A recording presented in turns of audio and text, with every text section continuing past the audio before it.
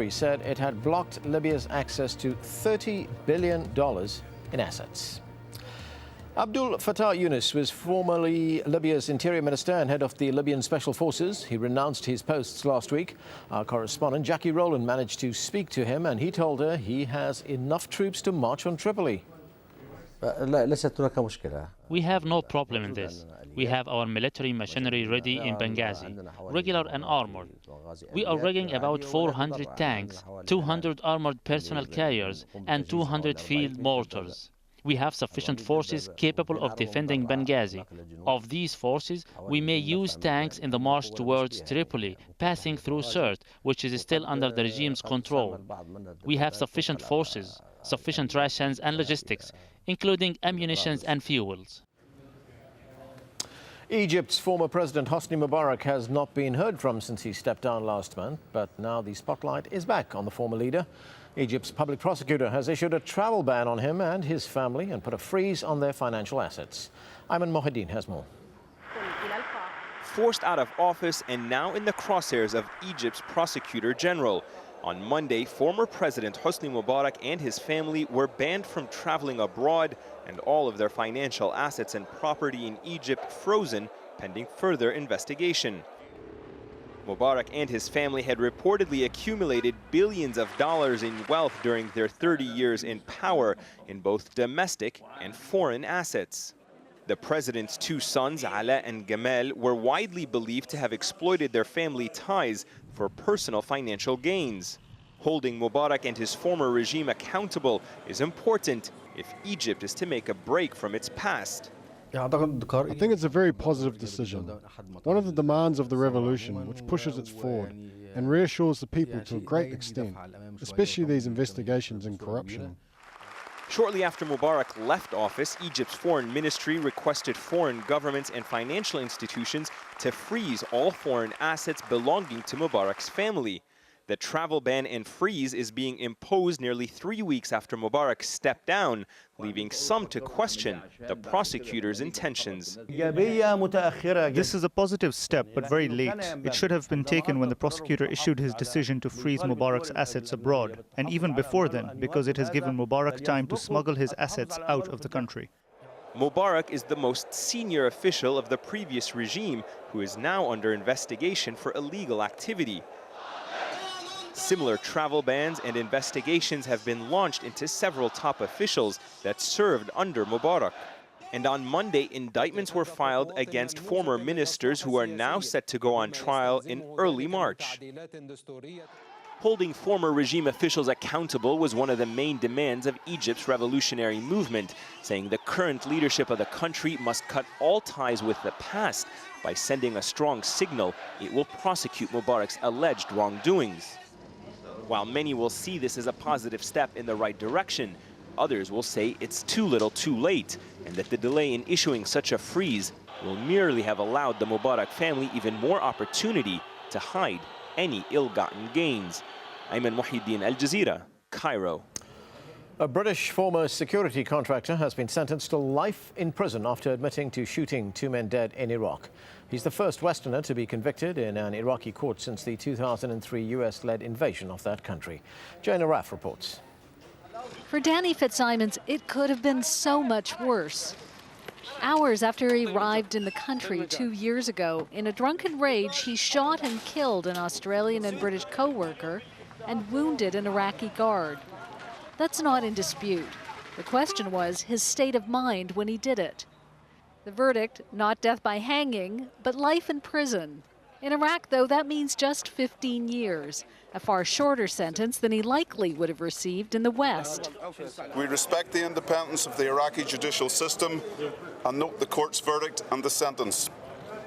We will continue to offer consular assistance to Mr. Fitzsimons. At this time, we should also remember the families of those who died in the tragic incident Mr. Fitzsimons was on trial for.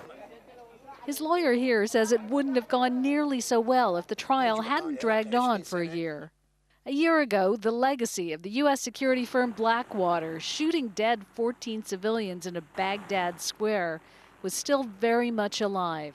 It led Iraq to ban the company and put strict controls on private security firms. When it came time to negotiate a new security agreement with the U.S., it made sure to insist that the immunity they always had be dropped. Post-traumatic stress disorder isn't widely understood here. Most of the country probably suffers from it. Fitzsimon's lawyer says the court decided that while his client was mentally competent, the horrors he'd seen as a British soldier in Kosovo had left him deeply troubled. Danny is sick. He has lots of illnesses. If you read the medical report, the British medical reports, and the reports from the medical committee, says he has been exposed to very ugly scenes in Kosovo. This illness makes the one who has it feel like everyone else is his enemy, and the slightest provocation will have dangerous consequences. And then there was the drinking. He drank a liter of scotch when he opened fire on his colleagues. There are still tens of thousands of private security contractors in Iraq. For most of the war, they were immune from being prosecuted here. But now Iraq has responsibility for its own security. And with this ruling, they've made clear they will administer their own justice as well. Jane Araf, Al Jazeera, Baghdad.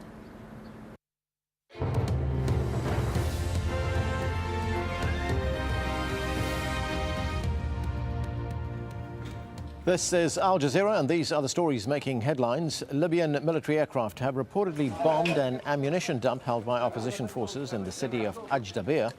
And the online edition of Corina newspaper is reporting several dead after forces loyal to Libyan leader Muammar Gaddafi opened fire to disperse a protest in the capital.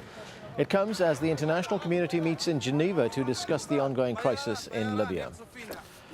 The United States ambassador to the United Nations, Susan Rice, says Libyan leader Muammar Gaddafi must step aside to prevent further bloodshed in his country. When he can laugh in talking to American and international journalists while he is slaughtering his own people, it only underscores how unfit he is to lead and how disconnected he is from reality.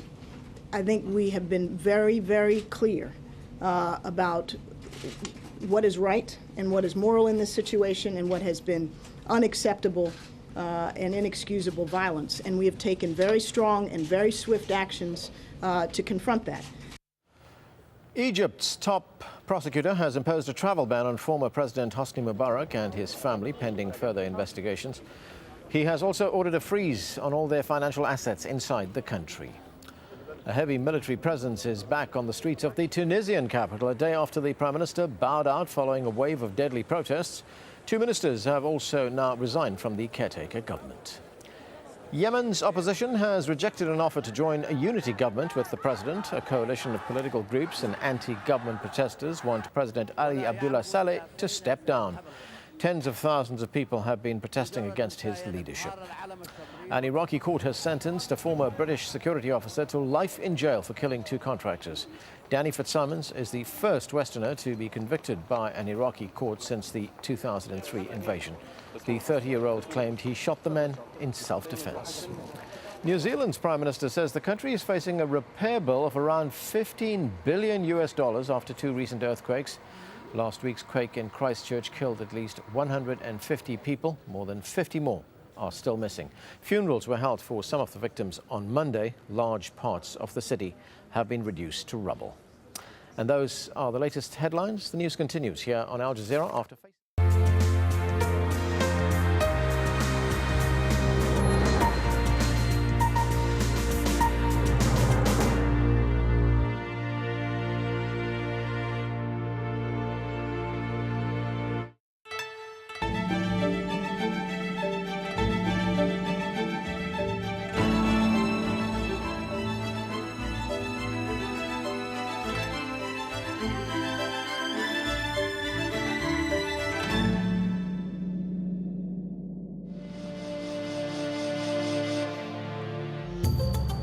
The most populated country on earth, the world's fastest growing economy, a land undergoing profound change. Al Jazeera presents Faces of China, a series of films from Chinese filmmakers working independently, telling personal stories in their own way. This is an insider's look at China. In this episode, a young man embarks on a personal journey of discovery, traveling with his father to to try to understand why his parents divorced. Director Gan Chao examines the social challenges faced by a modern Chinese family.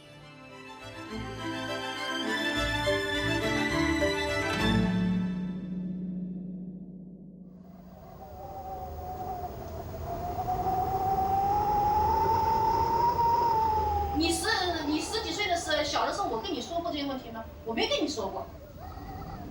就是啊，我一直觉得很良好，只知道我工作了之后，这些事情全都暴露出来。你说我怎么承受这些东西啊？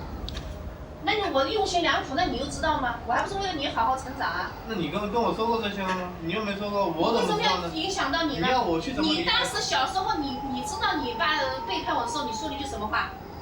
打死陆金华。对，我恨不得拿枪打死陆金华。你说过这句话？我是说过，我到现在都记得。那就得了呗，那就说明你还记得有那么回事。那不就好了吗？那就为什么呢？为什么现在我会变成这样子，你们会变成这样子？为什么呢？ This winter, my parents got divorced. My father left with a woman called Lou. He left my mother, who now complains all day long. It's harder and harder every day for me to stay at home. 就我反正是觉得，跟自己的父母没什么话好说，是绝对一个不正常的一个状态。其实有些现在在外面发生，在公司里或者跟朋友之间发生一些问题，回来都应该是跟自己父母说的，至少家里有人跟你谈这些事情。但我现在就是经常是没人可谈，我一个人在想这些东西。 那不说是你的问题啊，是我的问题。是因为你每次跟我说了我不理睬你，不愿意跟你说吗？并不是这么回事呀。是我不愿意说，那我为什么会不愿意说呢？那就是你自己身上找原因了。那你不觉得是因为你们这些一些做法或者你们的一些思想影响了我吗？你不要把我们的事情来强加于你。就像你爸一样，要重新选择婚姻。不是说你们的婚姻。 对吧？那你也说什么？你们对生活的一些态度之类的这些东西。我们对生活什么态度 I often wanted to go and live alone for some time. Then I found this picture in the garbage can. I looked at it a long time and I discovered the face of a stranger, a father I knew nothing about during 24 years. Dad has turned 54 this year. Security agent is his second job. Before, he worked in a zip factory. For me, he never looked like a father, only like an insignificant man I could forget about.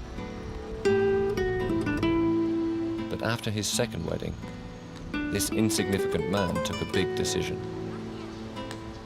He spent his savings to take me to a place called Heya. I felt that this place held a secret that was linked to the wreck of my family. 喂，宝爸，你说啥？开会啊？啊？啊？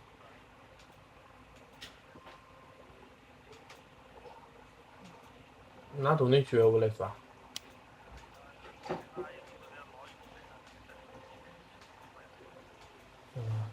咁佢就來嚟吧？ 一来我就来。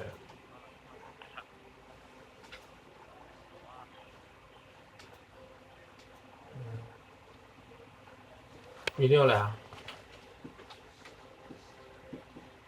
侬最晓得名字？啥记得是名字？给我来了，啥光？等天。